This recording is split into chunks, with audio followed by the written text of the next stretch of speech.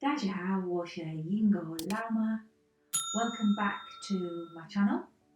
This is where, as British mum, I can connect with you and answer your questions, any questions about life in general. So I haven't had any questions from you this week, so I thought I'd take the opportunity to connect with you by sharing cities that I've been to in China, what I liked about them, and then maybe at the end I'll say which was my favourite place. So, as a British mum, why did I visit China?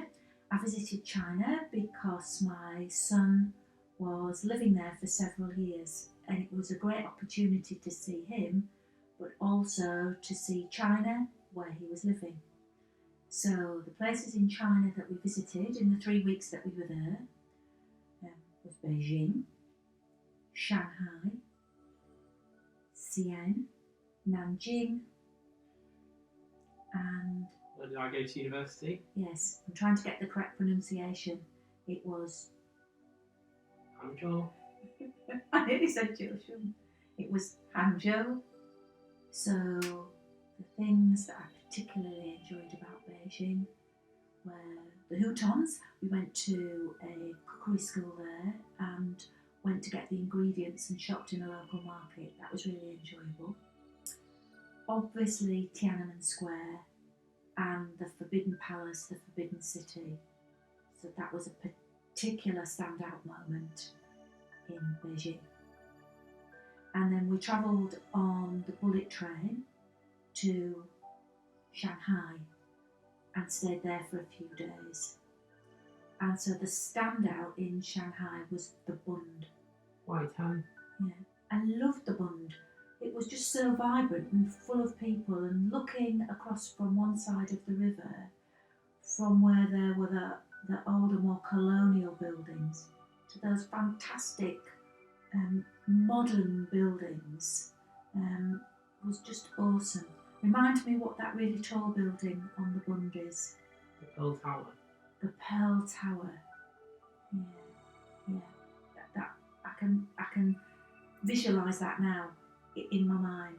I really enjoyed that in Shanghai. And then next from Shanghai, where did we travel to, Jack? Hangzhou. So Jack joined us in Shanghai and travelled back to Hangzhou, and the standout moments from Hangzhou were the stinky tofu that I tried. I do like tofu. Stinky tofu, memorable. And we visited the university campus there, which was, wow, so modern and so large a complex. And also really enjoyed Westlake. We went to Westlake. It was a really warm day. We walked around there, and that was really so beautiful, the scenery there. So from there, we travelled to Nanjing, and we went to the Museum of the Massacre of Nanjing, which was really poignant.